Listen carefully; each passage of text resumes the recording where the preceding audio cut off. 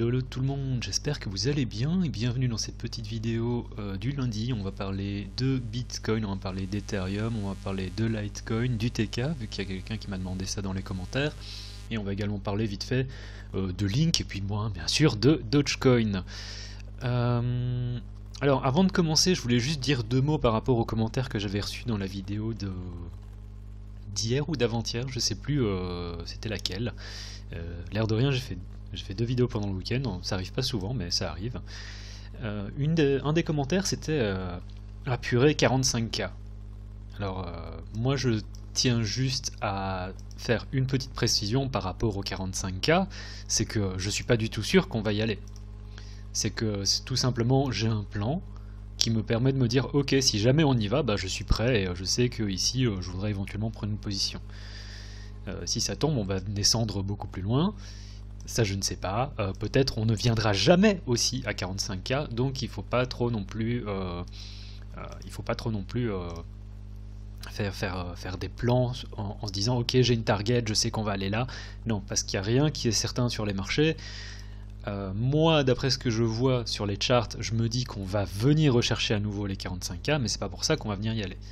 Et puis il suffirait en fait tout simplement d'une news, je sais pas laquelle, mais imaginons un truc du genre Facebook met une partie de sa trésorerie dans le Bitcoin, ça m'étonnerait, mais sait-on jamais. Ce truc là, bon ça va pas faire ça, parce que je sais pas pourquoi ça me fait ça, ça va pas faire ça, mais oui ça va faire un gros pump à mon avis. Bref, tout ça pour dire que le marché fait toujours ce qu'il veut et que moi je ne suis qu'un petit analyste parmi tant d'autres, et que je ne fais que vous donner mon avis. Et la deuxième chose dont je voulais parler, c'était, je sais plus c'était quoi, c'était aussi par rapport à un commentaire, et du coup j'ai oublié, et ben du coup on va le passer, je suis désolé. Non honnêtement je sais plus trop, mais on va directement parler de Bitcoin. Ah oui voilà, c'était par rapport encore à mes positions contre le Bitcoin.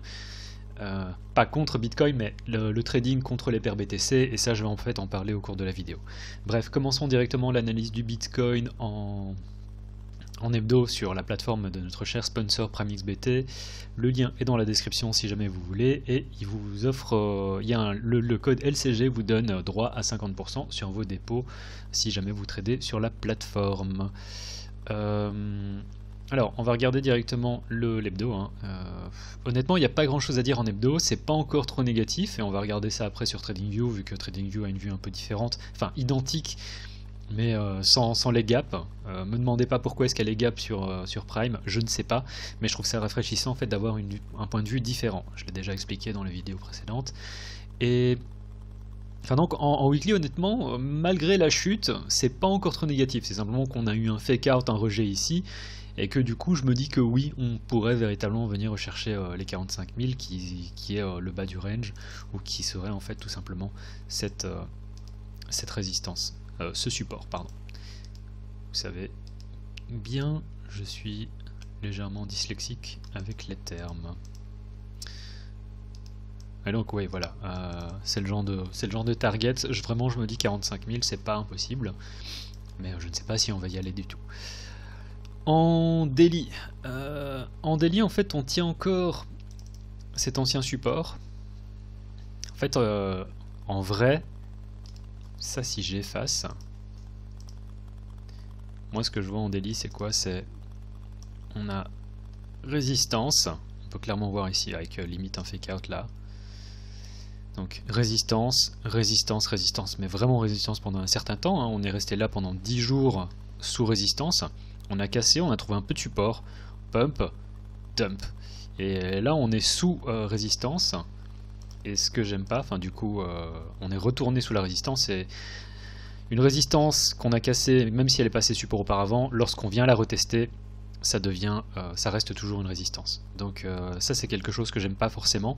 Je dis pas qu'on va venir retester directement, mais il faut se rappeler que par rapport au timing, peu importe le temps que ça prend, c'est-à-dire que maintenant imaginons qu'on fasse ça, qu'on fasse hop, hop, hop, hop, hop, hop, hop. Ça pour moi ça reste un setup short, dans le sens où la liquidité a toujours pas été touchée, dans le sens où ça reste une résistance qui n'a pas été retestée depuis sa cassure. Donc pour moi, si ça prend encore un certain temps, si mettons que ça prend une semaine ou deux, bon là ça nous met en mai, mais je pense que ce serait possible, et ça c'est tout à fait un short que je prendrais.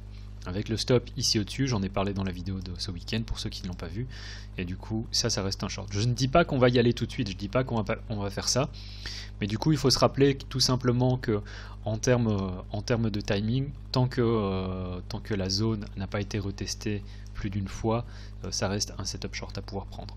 Et l'idée ce serait bien sûr de viser à partir de ce moment-là à nouveau ce milieu de range qu'on situe ici avec ça je vais effacer, mais du coup ça ferait partie supérieure du range, milieu de range et bas du range, et on peut voir que ça se tiendrait assez bien, quoi. Quand est-ce qu'on va venir retester ça, je ne sais pas, mais en tout cas le setup short il est là. Et là on dirait qu'on a envie de continuer un peu à dumper. Bref, un truc que je voulais aussi dire, c'était par rapport à tout ce qui était mèche, mais ça je vais en parler après dans le chart sur TradingView je pense, parce que c'est beaucoup plus visible, quoique non, on voit bien les mèches. Donc j'imagine qu'il y a un ensemble de personnes qui doivent se dire « Waouh, regardez la mèche ici, on a eu un buyback qui était assez exceptionnel, ça doit être positif ». Ce qui est positif en fait, c'est qu'on a tenu ce support, même si pour moi c'est pas un support qui est très intéressant. Pour moi le vrai support il était davantage là, et là c'est pourquoi, parce qu'on était resté là entre ces deux niveaux pendant un certain temps, et là ce qu'on fait c'est support, casse le support, fake out, on recasse le support, deuxième fake out me paraît peu probable, et donc du coup l'idée c'est de se dire ok, même si on a déjà retesté ici, on va retourner là. C'est ce que je pense. Et c'est la manière dont je vois les choses. Est-ce que j'ai un trade à prendre là-dessus à part un scalp? Bon, je vais pas mentir, oui, je suis déjà en short, mais mais à part un scalp, je vois pas trop ce que je pourrais vous dire de faire là-dessus. Enfin, si on vient à 45 000, c'est là qu'il faudrait chercher à voir si on a un retournement. Idéalement, ce qu'on veut voir là-dessus, c'est si on vient rechercher les 45 000, et encore, je ne sais pas si on va y aller, mais si on revient, ce que je veux voir, c'est éventuellement qu'on fasse comme ici. On casse le support, on récupère la zone, et là en fait vous avez votre entrée long avec le risque qui est défini en dessous du creux qu'on a fait ici. Et ça c'est bon pour, dans un premier temps, à nouveau point pivot milieu du range, et dans un deuxième temps venir chercher ça. Donc voilà. On est encore et toujours dans ce range, j'en parle depuis en fait à l'époque je l'avais tracé comme ça. Et maintenant quand je regarde ce niveau-ci me paraît peut-être un peu moins intéressant, quoique ici éventuellement, mais c'est pas forcément là que je définirais le haut du range. Je pense que c'est plus intéressant de regarder ce point-ci et ce point-là. Et voilà, j'ai pas grand chose à dire en dehors de ça, je vais regarder vite fait en 4 heures en intraday. Et là c'est ce que j'ai dit, hein. Vous voyez on a support, fake out, cassure, retest, et là on peut se dire on va rechercher potentiellement ceci en 4 heures, voire peut-être aller plus bas, c'est-à-dire casser cette ligne de support en intraday, donc qui n'est pas forcément super intéressante pour moi, pour aller venir chercher le support en daily qui se situe ici. Voilà. C'était donc l'analyse sur la plateforme de notre sponsor Prime. N'hésitez pas à checker le lien dans la description. Tout ça. Je sais plus. Hey, c'est marrant. C'est marrant parce que je me souviens plus du fait que j'avais dessiné ça. Je sais plus quand j'avais dessiné ça. Ça devait être la semaine passée, hein, vu que j'ai pris ce high là. Et une retrace de 31%, en fait, ça vient nous remettre sur ce support en daily. Donc voilà, je sais pas si ça va se passer, je ne sais pas du tout, on verra bien. C'est tout ce que j'ai à dire hein, sur Bitcoin, je pense. On peut regarder vite fait la vue en... On peut regarder vite fait la vue en hebdo. Honnêtement, voilà, c'est ce que j'ai dit. On a simplement un fake out ici. Mais sinon, quand on regarde, on est toujours au sein de cette consolidation hein, en hebdo. C'est assez resserré, bon, on est là déjà depuis 1, 2, 3, 4, 5 semaines, on entame la 6e semaine.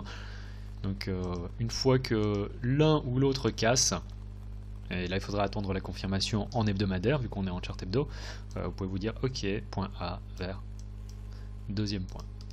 Et voilà. Sinon, en attendant, bah, on peut encore éventuellement faire du chop pendant, je sais pas, hein, un certain temps. Ça, c'est techniquement. Hein. Après, moi, je pense quand même qu'on va venir rechercher ça, mais je peux me tromper. Regardons Ethereum contre Bitcoin.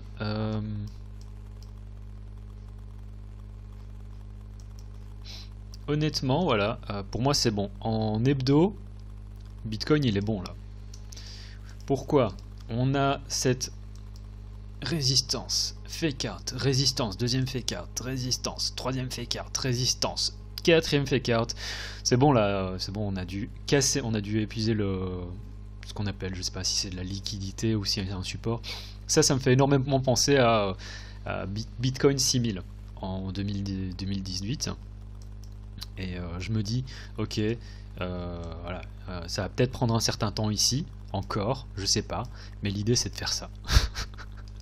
Peut-être pas aussi haut, mais comme j'ai déjà expliqué au cours des vidéos précédentes, au moins chercher les 56. Donc pour moi, on est positif sur Ethereum contre Bitcoin. Je pense que Ethereum va surperformer. Après, il faut voir dans quelles conditions sur la paire USD. Paire USD, bon, on est venu chercher les deux targets. Je sais pas du tout où est-ce que ça peut nous emmener. Et là, si je regarde l'hebdo, je me dis que voilà, on pourrait éventuellement, la structure de marché en hebdo pourrait rester tout à fait haussière, même si on revient à 1008, hein, voire à 1007, voire ouais, 1007. On resterait sur une structure de marché haussière et il faut faire attention à ce genre de choses. Limite, je voudrais dire que le vrai support, il est encore à 1004. Je pense pas qu'on vienne rechercher ça, hein, mais ça ferait un dump de combien? Ça ferait 44%? Non, je pense pas. Mais je peux me tromper, hein, donc. Le type, il sert à rien. Toujours sur support, quand on regarde la structure en daily, ancienne résistance, toujours on tient le support, on a eu un buyback qui était assez impressionnant. Tant qu'on tient, je voudrais dire, cette petite zone, on devrait être bon. Si on repasse en dessous, par contre, ça pourrait ne pas être génial. Parce que du coup, première target, bien sûr, ici, on peut voir, c'était ancienne résistance qui devient support. Donc idéalement, on tient ce niveau. On tient le niveau des 1009 à 2000, idéalement. Ne soyons pas négatifs. Et je vois que Bitcoin est en train de remonter un peu. Donc il faudrait que je fasse gaffe. Litecoin contre Bitcoin. Toujours, bon, en fait on a atteint la target, donc ça c'est une chose, et maintenant l'idée c'est de se dire, ok, on est venu chercher la target, et on peut éventuellement continuer à faire du chop pendant un certain temps. Ce qu'il faudrait vraiment voir sur Litecoin, c'est une récupération de ce niveau pour, comme je l'ai déjà expliqué dans la vidéo de vendredi, continuer la montée en escalier. Et une fois qu'on fait ça, Litecoin contre USD devrait également surperformer. Structure de marché en daily toujours positive. On tient même la petite consolidation qu'on a eue là. Donc tant qu'on ne revient pas sous les 230, on reste positif sur Litecoin également. Et la question c'est de se dire, ok, c'est encore la même chose, hein, c'est de se dire, waouh, on a notre résistance ici, et en fait on peut continuer à faire du chop pendant un certain temps. Mais idéalement, où est-ce qu'on veut acheter? Bah, c'est au plus proche possible des 240 pour viser les 300. UTK, bon, vous m'avez demandé, enfin il y a quelqu'un qui m'a demandé, mais en fait UTK fait pas grand chose. Hein. Là vraiment, ça fait depuis le mois de mars, depuis la dernière fois qu'on a atteint la target, depuis UTK a vraiment pas fait grand chose. Et voilà. Si on a une cassure d'une des deux zones vertes, vu qu'on a déjà eu un fake out ici, j'aurais tendance à dire que la prochaine cassure en fait sera directionnelle et nous donnera vraiment un endroit, enfin nous donnera une idée d'où est-ce qu'on va se diriger. Donc la prochaine cassure, que ce soit de la résistance ou du support, en fait pour moi ce serait directionnel et ça indiquerait la prochaine target. À partir de ce moment-là, viser éventuellement ça ici avec petite consolidation là, ça c'est une première target. Mais bon, je traite pas les alts, ce genre d'alt à la baisse parce que tout simplement voilà. Et contre Bitcoin c'est la même chose. Déjà que Ethereum contre Bitcoin n'est pas génial. Après lui il a pas trop dumpé, donc voilà, on est encore dans une configuration qui est identique, que ce soit contre l'USDT ou contre le BTC. Un truc qui est surperforme par contre en ce moment, c'est alors bon, bien sûr il y a News Crypto, mais vu que je suis pas sur le token, on s'en fiche. C'est Solana. Voilà, Solana, on a très bien tenu les niveaux. Honnêtement, je suis impressionné. Et quand on regarde la paire contre l'USD, on a eu le dump et le buyback immédiat. On est passé de, on était à combien? À 21.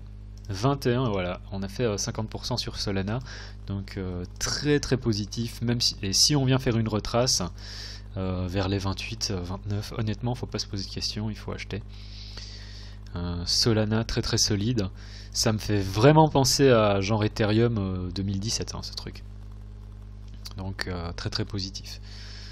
En dehors de ça, je vais vite parler de, bon, on peut parler de Doge, et puis je vais m'arrêter, et je vais parler de Link. Je vais d'abord parler de Link. Parce que pour reparler en fait justement du pourquoi est-ce que tu trades les ALT contre BTC si maintenant BTC dump tu perds également de la valeur sur ton BTC.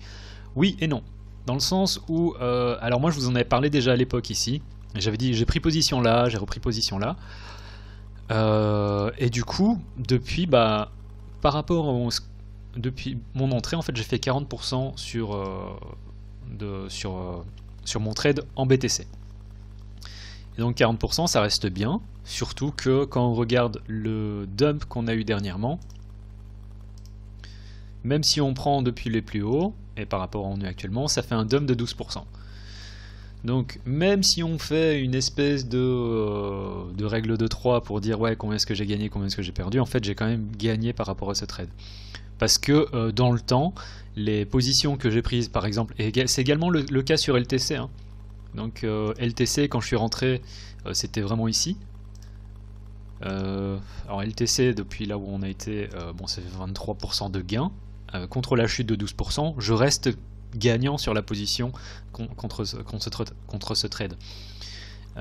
Ethereum, je pense que c'est la même chose, j'ai pas checké mais je pense que ça doit être la même chose. Quand je suis rentré sur Ethereum, bon,